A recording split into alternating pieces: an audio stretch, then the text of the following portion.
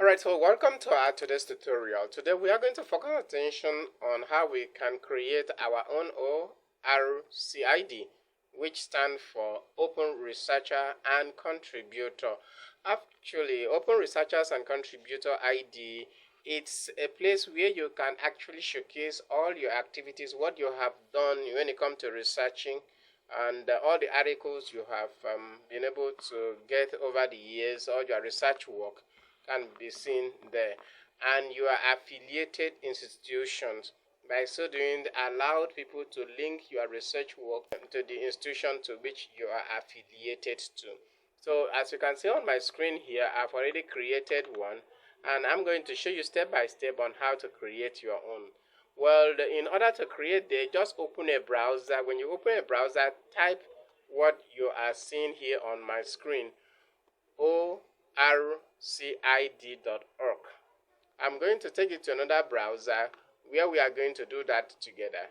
As you can see on my screen here, you already have that. Alright, so next thing, press enter. After typing on your browser, press enter. When you are here, come to this right side of it where you see sign in and register. Click on register. When you are here, if you have already created your own account, you just have to key in your 16-digit here and then your password. And if you stay with me down to the end, I will answer so many questions that many people are asking in regards to this. Some are asking, if I'm not a lecturer, can I also create my account, and so on. I'm going to give you an answer at the end of this and many more. So now that we are creating it newly, we are going to come here where you see register now. When you click on register now, what is going to happen is that it's going to lead you to where you can actually create your own ORCID for the first time. You don't need to create it more than once. Now we have 5 steps to go through in order to achieve this. So this is step 1. So you have to confirm your email. I'm doing that now. As you can see, my emails are correct. That's why it's actually acknowledging that. And if you come down this way, if I have additional email, I can put it here. In this aspect, I can put non-institutional email, like all those ones you have, .gmail.com, dan.x.gmail.com, all that, I can have it here. But you notice that here, it was institutional mail that I use, which is what is required. If I don't want to, it's actually optional. I can leave. So I'm coming to next. Here, I'm to provide them with my password. Good to go. So I click on next. Now automatically, based on the fact that it's an institutional email, it has already identified my institution, which is the Great University of Benin in this instance. So the department, in this case, library, and the job, let me just put correct, so let me get here, okay, month, and then next.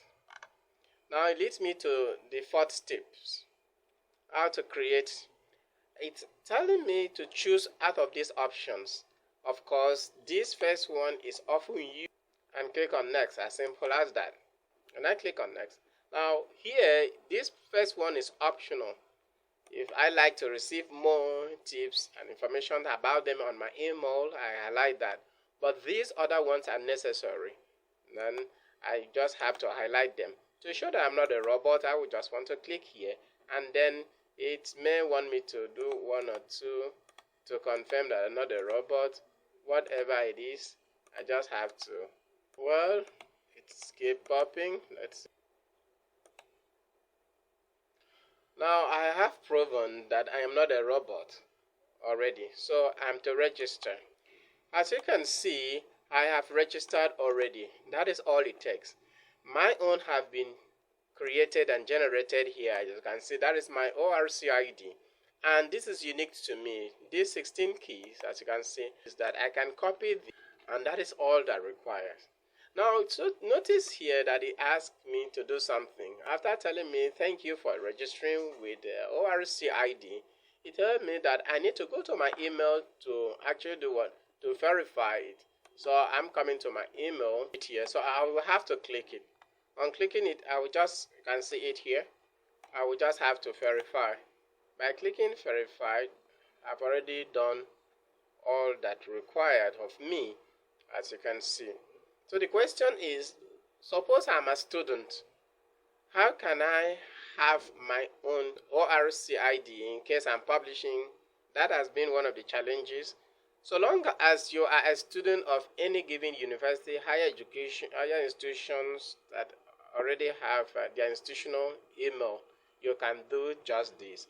Whether you are non-academic or academic, interested in making research, and also you are required to submit your ORCID ID, just make sure that you follow this step. Should you have any question, leave it at the comment section. I will guide you through, because what we are doing here is actually to make life easier and much simpler to whoever in concern. Make sure you subscribe, like, and share as we come your way next time. Bye for now.